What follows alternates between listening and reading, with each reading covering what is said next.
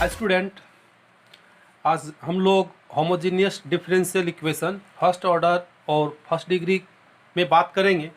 इसके पहले हम लोग 4 वीडियो देख चुके हैं जिसमें हम लोग सेपरेबल मेथड के बारे में भी डिस्कस किए हैं। तो होमोजीनियस डिफरेंशियल इक्वेशन बनाने से पहले सेपरेबल मेथड को जानना बहुत ज़रूरी है। तो अगर जो सेपरेबल मेथड वाला वीडियो अगर नहीं देखे हो तो प्लेलिस्ट में जाके या इसके डिस्क्रिप्शन में लिंक होगा, जाके वहाँ से सेपरेबल मेथड वाला डिफरेंशियल इक्वेशन देख के समझ ले। उसके बाद होमोजीनियस डिफरेंशियल इक्वेशन को हम लोग बना सकते हैं। तो चलते हम लोग होमोजीनियस डिफरेंशियल इक्वेशन के बारे में आज स्टडी करते हैं। तो होमोजीनियस डिफरेंशियल इक्वेशन क्या है, पहले इसको समझना होगा। देखिए, कोई भी डिफरेंशियल इक्वेशन अगर हम इसका डेफिनेशन लिखेंगे, ए differential equation of the form, ठीक है, कोई भी डिफरेंशियल इक्वेशन अगर इस फॉर्म में हो, किस फॉर्म में, देखिए हम लोग यहाँ लिखते हैं dy by D x equal to f x y बट्टा जी एक्स वाई। अगर कोई भी डिफरेंशियल इक्वेशन अगर इस फॉर्म में हो तो हम इसको होमोजीनियस डिफरेंशियल इक्वेशन कहेंगे। सिर्फ इतना ही नहीं कहेंगे, इज कॉल्ड, हम लोग शॉर्ट में लिखते हैं होमोजीनियस डिफरेंशियल इक्वेशन। ठीक है, कुछ कंडीशन है। अगर इफ ईच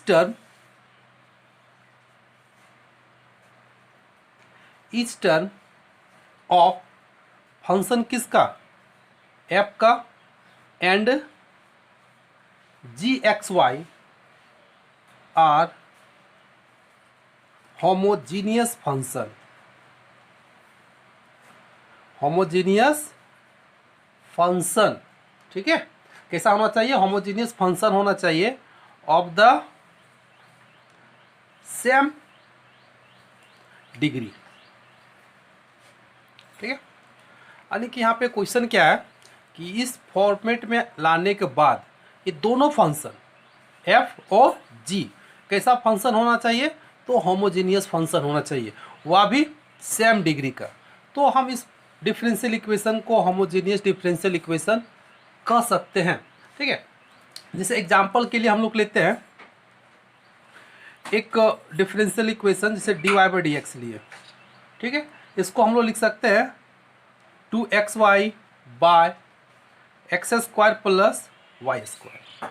हम लोग यहाँ पे देखते हैं कि ये फंक्शन हो गया एक्स वाई, ये फंक्शन हो गया जी एक्स वाई। इसमें कितना डिग्री है, तो 2 डिग्री है। इस पर कितना डिग्री का फंक्शन है, तो 2 डिग्री का है, यानी कि दोनों होमोजीनियस है। ठीक है, और कितना डिग्री है दोनों, तो दोनों देखिए 2-2 डिग्री का है, यानी कि तब हम इस डिफरेंशियल इक्वेशन को कह सकते हैं क्या, होमोजीनियस डिफरेंशियल इक्वेशन है। क्लियर है।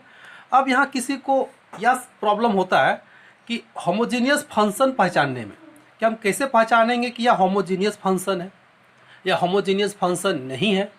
ठीक है, तो हम चलते हैं होमोजीनियस फंक्शन के बारे में थोड़ा सा डिस्कस कर लेते हैं। ठीक है, होमोजीनियस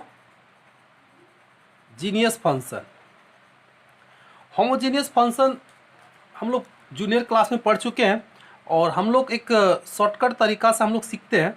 जैसे देखिए x square plus x y plus y square, तो इसको एक हम होमोजीनियस फंक्शन कहेंगे। क्यों, क्योंकि प्रत्येक डिग्री का क्या होना चाहिए, समान होना चाहिए।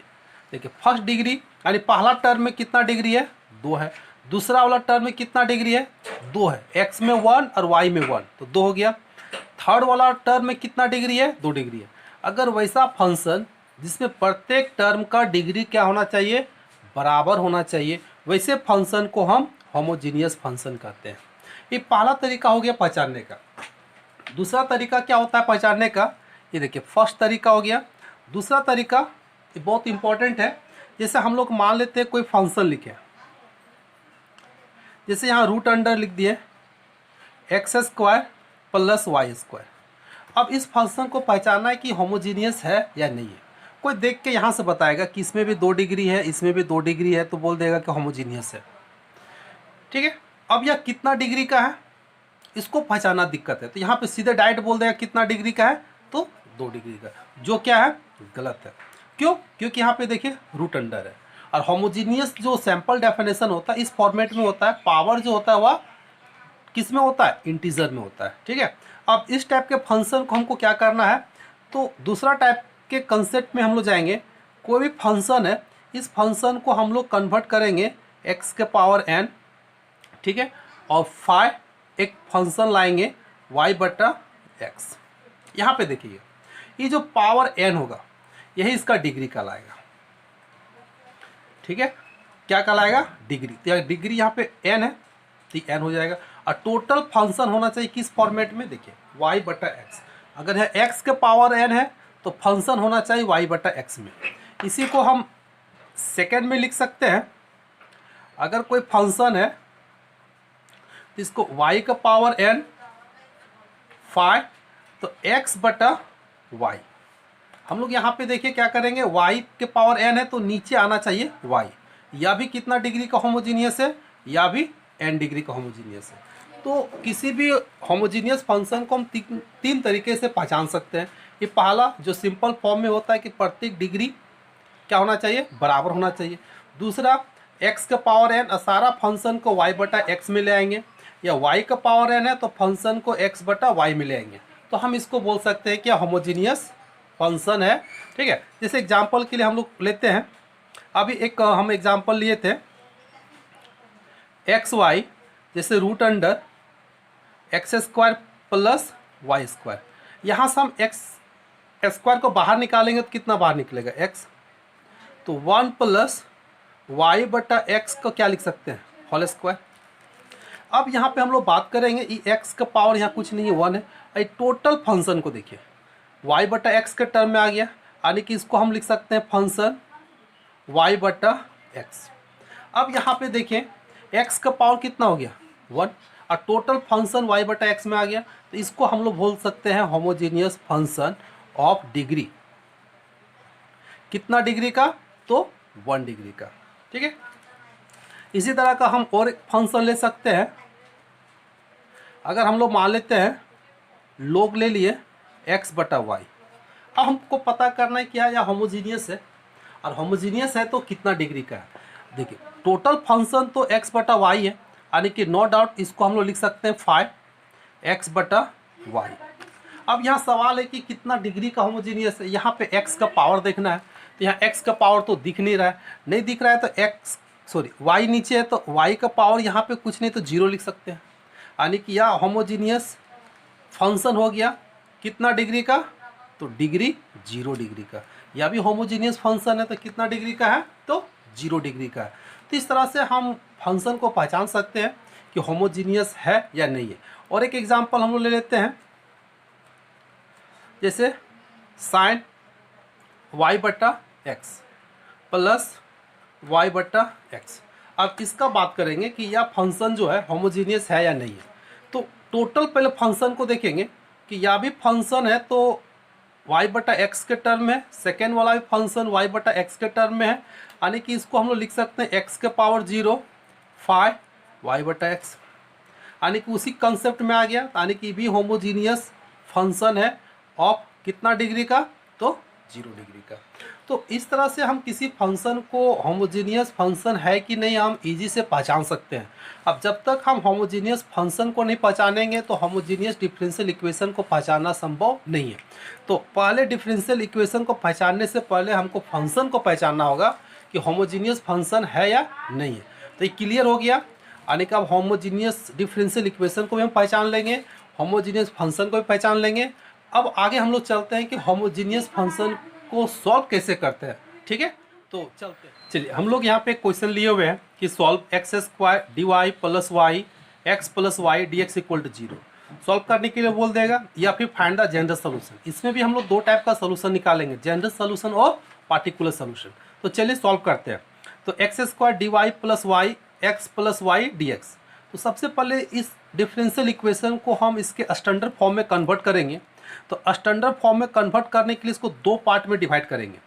सबसे पहले X square D Y equal to, इसको उधर ले जाएंगे तो minus Y x plus Y और डी एक्स। तो हम लोग D Y by D X लाएंगे, D Y by D x. तो x वाला टर्म उधर ही रह जाएगा, माइनस मल्टीप्लाई कर देंगे तो एक्स वाई देखिए गुना हो जाएगा इसके साथ और इसके साथ, यहाँ पे हो जाएगा प्लस कितना वाई स्क्वायर, नीचे ये देखिए चला जाएगा एक्स स्क्वायर। अब देखिए तो इस स्टैंडर्ड फॉर्मेट में आ गया। अब हमको पता करना है कि दोनों फंक्शन ऊपर वाला भी और नीचे वाला भी होमोजीनियस है कि नहीं है। इसमें भी 2 डिग्री, इसमें भी 2 डिग्री और इसमें भी 2 डिग्री, दोनों फंक्शन होमोजीनियस फंक्शन है। जब दोनों फंक्शन होमोजीनियस है तो यह जो डिफरेंशियल इक्वेशन है होमोजीनियस डिफरेंशियल इक्वेशन होगा। तो यहाँ लिख सकते हैं which is homogeneous differential equation, ठीक है, इस शॉर्टकट में लिखे हैं होमोजीनियस डिफरेंशियल इक्वेशन। अब जब डिफरेंशियल इक्वेशन होमोजीनियस हो गया यानी कि पहला स्टेप हम लोग को काम क्लियर हो गया, ठीक है। तो उसके बाद क्या करना है, जैसे हम पहचान लिए कि डिफरेंशियल इक्वेशन होमोजीनियस है, तुरंत हम लोग को काम करना है कि लेट y इक्वल टू हम लोग bx मानते हैं, ठीक है। यानी कि यह फंक्शन अभी इंटीग्रेबल नहीं है। इस फंक्शन को इंटीग्रेबल बनाने के लिए हम लोग यहाँ पे सब्स्टिट्यूट करते हैं जो y equal to bx fix है।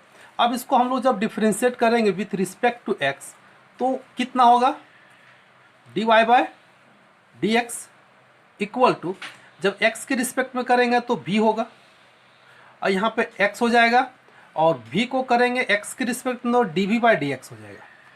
इसको हम लोग 1 मान लेते हैं। अभी dy बाई डी एक्स का वैल्यू हम लोग पुट करेंगे, यहाँ पे दिख रहा है। तो चलिए पुट करते हैं। जैसे हम लोग पुट करेंगे तो इक्वेशन 1 में तो क्या हो जाएगा कि dy बाई डी एक्स के जगह पे हम लोग इतना वैल्यू बैठाएंगे यानी कि v plus x D v by d x, और इधर RHS में क्या करेंगे, जहाँ जहाँ y दिख रहा है y के जगह पे कितना बैठाना है vx। चलिए बैठाते हैं, माइनस x, देखिए y के जगह पे यहाँ पे लिखेंगे vx प्लस वाई स्क्वायर है तो क्या हो जाएगा v स्क्वायर और इधर x स्क्वायर, नीचे x स्क्वायर है। यानी कि अब यह फंक्शन पे थोड़ा नज़र डालो, कुछ डिफरेंस दिख रहा है। या जो फंक्शन था y और x में था, अभी जो मेरा फंक्शन बन गया v और x में, ठीक है। यानी यहाँ y से कोई लेना देना नहीं है, यानी कि यहाँ पे नया फंक्शन बन गया। अब इसको हम लोग थोड़ा सा क्या करना है, सिंप्लीफाई करना है, v plus x D v by d x, okay. यहाँ से देखिए एक्स स्क्वायर कॉमन निकलेगा, चलिए निकाल देते हैं। तो यहाँ से v बचेगा, यहाँ से v स्क्वायर, नीचे एक्स स्क्वायर, ये कट जाएगा। अब ये v जो है RHS को उधर चला जाएगा, चलिए ले जाते हैं, d v by d x equal to minus b square, उधर चला जाएगा, क्या हो जाएगा माइनस बी, ठीक है। इसको थोड़ा सा सिंप्लीफाई करेंगे, minus 2b minus b square, common ले लेंगे तो प्लस हो जाएगा, ये हो गया x D v by d x. इतना करने के बाद हम लोग को यहाँ पे क्या होगा कि यह जो डिफरेंशियल इक्वेशन है ये कन्वर्ट हो जाता है किस में, वेरिएबल सेपरेबल में,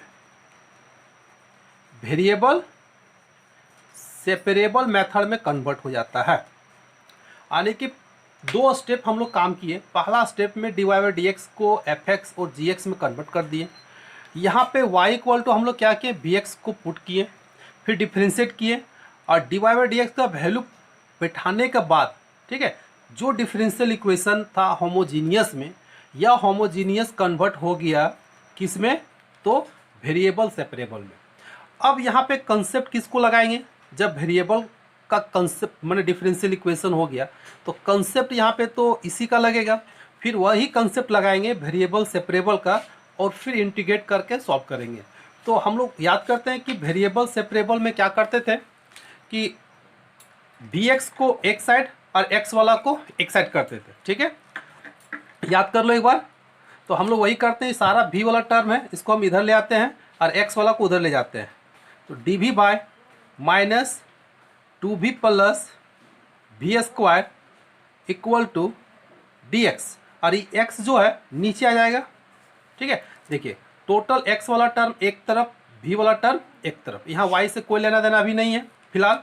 अब इसको क्या करना है, इंटीग्रेट करना है। तो इंटीग्रेट करने से पहले माइनस को हम उधर ले जाते हैं, थोड़ा आसान हो जाएगा। यहाँ से b कॉमन आएगा तो क्या बचेगा, 2 + b minus dx by x. अब इसको अगर हम इंटीग्रेट करते हैं ऑन इंटीग्रेटिंग, ठीक है, जब इसको इंटीग्रेट करेंगे तो dv बाय b 2 + b और इधर से माइनस dx बाय एक्स, या तो इंटीग्रेबल इजी हो जाएगा। अब यहाँ पे देखिए, हम आपको पहले ही बताए थे कि डिफरेंशियल इक्वेशन में इंटीग्रेशन का बहुत ज़्यादा यूज है, इसलिए इंटीग्रेशन को मजबूत करोगे। अब यहाँ पे देखिए, इसको जब हम इंटीग्रेट करेंगे तो यहाँ पे पार्शियल फ्रैक्शन का यूज होगा। तो हम लोग पार्शियल फ्रैक्शन का यूज़ कर सकते हैं, और नहीं तो बाय कंसेप्ट भी हम लोग बना सकते हैं। बाय कंसेप्ट क्या, यहाँ पे 2 पे मल्टीप्लाई करेंगे तो 2 से क्या करेंगे, डिवाइड करेंगे, यहाँ से b 2 + b माइनस, इसको इंटीग्रेट कर देते हैं log x + c, ठीक है। अब इसको देखिए हम लोग तोड़ सकते हैं, कैसे तोड़ सकते हैं, 2 है तो 2 + b माइनस b लिख सकते हैं, यानी एक b को ऐड किए तो एक को सब्ट्रैक्ट किए, कोई फर्क पड़ेगा नहीं, ठीक है। अब पार्शियल फ्रैक्शन लगाएंगे, थोड़ा सा लंबा बनेगा लेकिन रिजल्ट यही आएगा। अब इसको जब हम लोग ब्रेक करते हैं, तो जब इसको हम लोग ब्रेक करेंगे तो एक बार डिवाइड करेंगे तो 2 + b, देखिए यहाँ पे 2 + b 2 + b से कटेगा तो क्या बचेगा, 1/b बचेगा, माइनस इसके साथ जब डिवाइड करेंगे तो b भी कटेगा तो क्या बचेगा, यहाँ पे 2 + b बचेगा dx, इधर से तो मेरा था माइनस log x + c, ठीक है। चलिए इसका इंटीग्रेट करेंगे तो हाफ क्या होगा, log b, इसका हो जाएगा half log 2 + b minus log x + c, तो 1/2 कॉमन आ जाएगा, log v bye 2 + b, x को इधर ले आते हैं तो log x = क्या हो जाएगा, c। चलिए 1/2, तो यहाँ भी 1/2 नहीं है तो हम 1/2 ऐसे ला सकते हैं। चलिए तो 1/2 हो गया, 1/2 उधर ले जाएंगे तो log यहाँ पे हो जाएगा v × x² बटा 2 + b इधर से c, तो log vx² बटा 2 + b, 2 को उधर ले जाएंगे तो 2c, इसको एक नया कांस्टेंट मान लेते हैं a। अब यहाँ पे हम लोग को करना क्या है, v का वैल्यू बैठा देना है, चूँकि y = हम लोग क्या माने थे, vx, तो v का वैल्यू कितना हो जाएगा, y/x, इस चीज़ को देखना है, ठीक है। y = vx था तो v = क्या हो जाएगा, y/x। तो यहाँ पे जहाँ जहाँ v है, v के जगह पे हम लोग लिखेंगे कितना, y/x, तो यहाँ x² हो जाएगा तो 2 + y/x = कितना, a, कटेगा, ठीक है। तो यही सॉल्व कर दोगे, ये तुम्हारा जनरल सोल्यूशन आ गया, ठीक है। तो यह था तुम्हारा होमोजीनियस का डिफरेंशियल इक्वेशन, इसको पॉज करके लिख सकते हो, ठीक है। हम लोग फिर नेक्स्ट क्वेश्चन देखते हैं। हम लोग नेक्स्ट क्वेश्चन लिए हैं, इसमें कहता है find the general solution of differential equation dy/dx = y/x + x sin y/x। या जो डिफरेंशियल इक्वेशन है हम लोग चेक करेंगे, देखिए फर्स्ट ऑर्डर है और फर्स्ट डिग्री है। हम लोग जितना भी अभी डिफरेंशियल इक्वेशन पढ़ेंगे सारा फर्स्ट ऑर्डर और फर्स्ट डिग्री ही होगा, ठीक है, इससे हट के कोई क्वेश्चन नहीं होगा।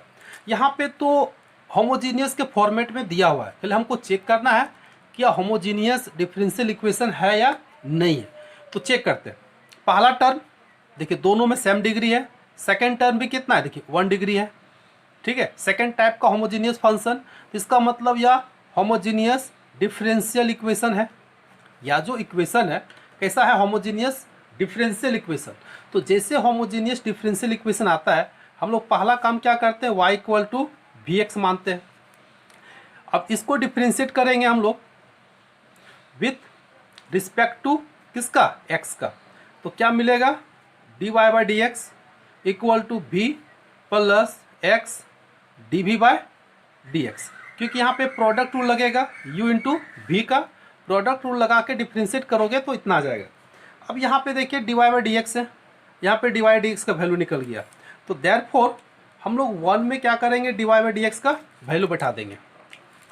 तो रिजल्ट क्या आएगा, v plus x D we by D x.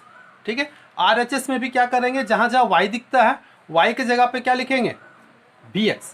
ठीक है, देखिए हम यहाँ पे नोट में लिख देते हैं y इक्वल टू क्या लिखना है, bx। चलिए लिखते हैं, तो bx बटा x plus sine bx by x।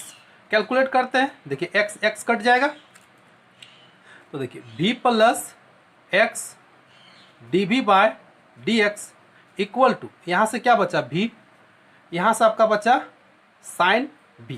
ठीक है, ऐसे देखिए हम भी काट सकते हैं। तो अब सिंप्लीफाई करेंगे तो देखिए x d v by d x equal to sine b। अब यह जो डिफरेंशियल इक्वेशन मेरा बना, देखो तो सेपरेबल में आ गया, किस में, वेरिएबल सेपरेबल में। ठीक है,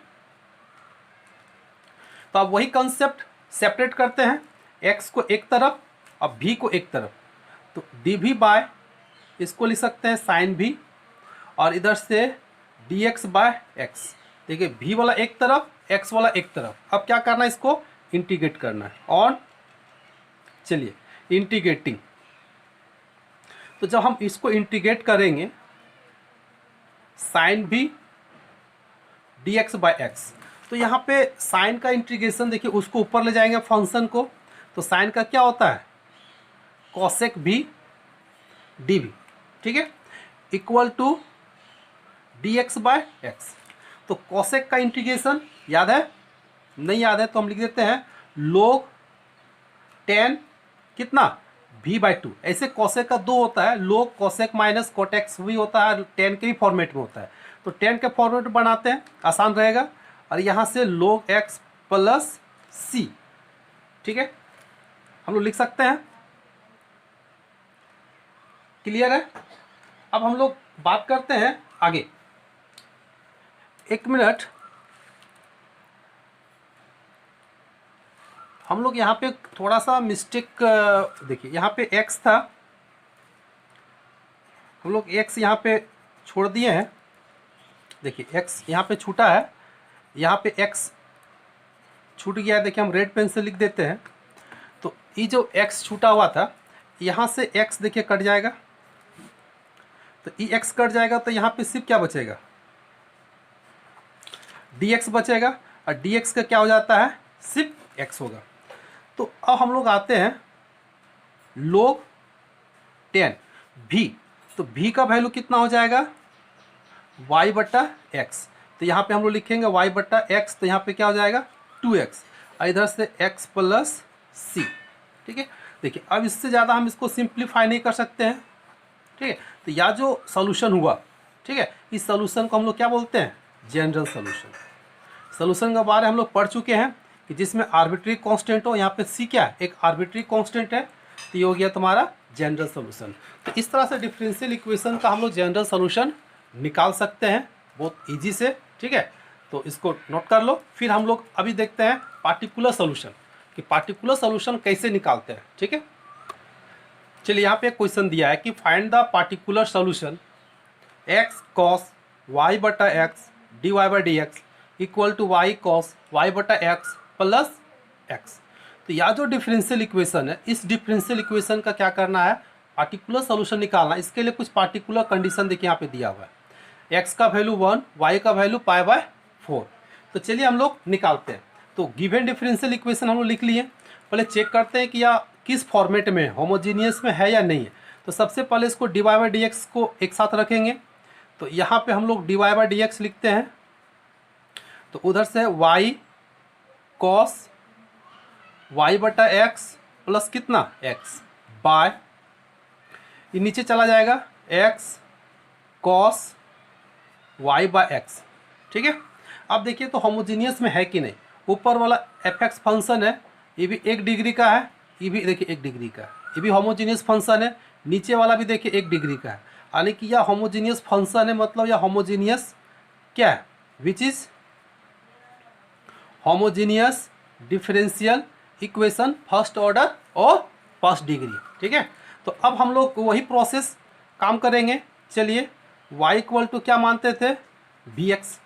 अब इसको डिफ्रेंशिएट करने से क्या निकलता था, dy by d x equal to v plus x D v by d x. इतना भी डायरेक्ट हम लोग लिख सकते हैं। तो देयरफॉर अब 1 में क्या करेंगे, बैठा देंगे v plus x D v by d x. R H S में जहाँ जहाँ y है, y की जगह क्या बैठाना है, bx। चलिए यहाँ पे bx बैठाते हैं, लोग यहाँ भी bx लगा देते हैं, अब प्लस यहाँ पे x है। नीचे डोमिनेटर का बात करेंगे तो x cos है, यहाँ भी bx होगा और यहाँ भी x होगा। इसको हम लोग क्या करना है, सिंप्लीफाई करना है। चलिए करते हैं, ये x कटेगा, ये भी x कटेगा, और कोई कटने वाला है नहीं। चलिए यहाँ से देखिए x कॉमन आ रहा है ना, चलिए कॉमन ले लेते हैं, तो बचेगा v into cos v plus 1, और नीचे से x कॉस v, देखिए x कट गया, इधर से बचा v plus x D v by d x. इस तरह का सिंप्लीफाई करना है। सिंप्लीफाई करने के बाद v को देखिए हम उधर ले जाते हैं, x d v by d x. इसका 90% स्टेप एकदम सेम होता है, 1-2 स्टेप ही थोड़ा सा चेंजिंग आता है। बी एक्स माइनस क्या होगा, v, अभी v से मल्टीप्लाई हो जाएगा तो v cos v plus 1 minus v cos v, नीचे हो जाएगा कॉस v। देखिए v कॉस v, अरे कट गया। ठीक है, अब यह सेपरेबल मेथड का हम लोग यूज़ करेंगे और इसको सेपरेट करेंगे। तो ऊपर 1 बचा, नीचे कितना बचा, कॉस v। तो v वाला को उधर ले जाएंगे तो हो जाएगा आपका कॉस v डी वी, और इधर से dx, और नीचे आ जाएगा x।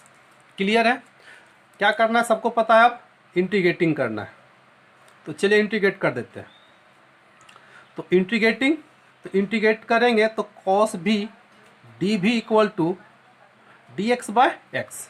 तो कॉस का इंटीग्रेशन क्या होता है, सबको पता है, क्या हो जाएगा, चलिए साइन v, और इधर से हो जाएगा आपका log x प्लस c। अब हम लोग v का वैल्यू बैठाएंगे, कितना बैठाएंगे, y बटा x, तो हो जाएगा sine y by x equal to log x plus c। या जो सोल्यूशन निकला, इस सोल्यूशन को हम लोग क्या बोलते थे, जनरल सोल्यूशन। अब हमको पार्टिकुलर सोल्यूशन निकालना है, तो पार्टिकुलर सोल्यूशन निकालने के लिए पता है कि कुछ वैल्यू दिया रहेगा। जैसे देखिए फर्स्ट में यहाँ पे वैल्यू दिया है, x का वैल्यू कितना 1, y का वैल्यू कितना π/4। तो हम लोग यहाँ पे पुट करेंगे, चलिए पुट करते हैं, x का वैल्यू 1 एंड y का वैल्यू कितना π/4। जब इसका वैल्यू पुट करेंगे तो देयरफॉर देखिए साइन y के जगह पे क्या लिखेंगे π/4, x का वैल्यू 1, तो इतना ही होगा। और यहाँ पे log 1 प्लस c, तो log 1 का वैल्यू क्या होता है 0, तो इसका वैल्यू हो जाएगा 1/√2, ये तो 0 हो जाएगा, तो क्या बचा c। ठीक है, तो देखिए यहाँ से हम लोग का c का वैल्यू निकल गया, कितना निकल गया 1/√2।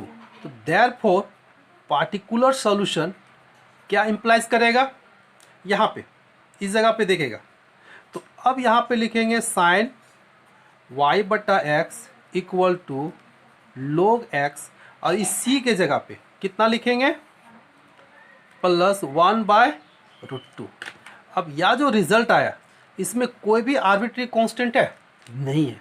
तो जब आर्बिट्री कांस्टेंट नहीं, तो इस सॉल्यूशन को क्या बोलते हैं, ये हो गया तुम्हारा पार्टिकुलर सॉल्यूशन। ठीक है, तो यह था तुम्हारा होमोजेनियस डिफरेंशियल इक्वेशन। कंप्लीट होता है, इससे ज़्यादा इसमें कंसेप्ट नहीं है, इसलिए यह जानना बहुत ज़रूरी है होमोजेनियस को। इसके बाद हम नेक्स्ट कंसेप्ट पे चलेंगे। ठीक है, तो इसको लिख लो, है ना। तब तक के लिए बाय।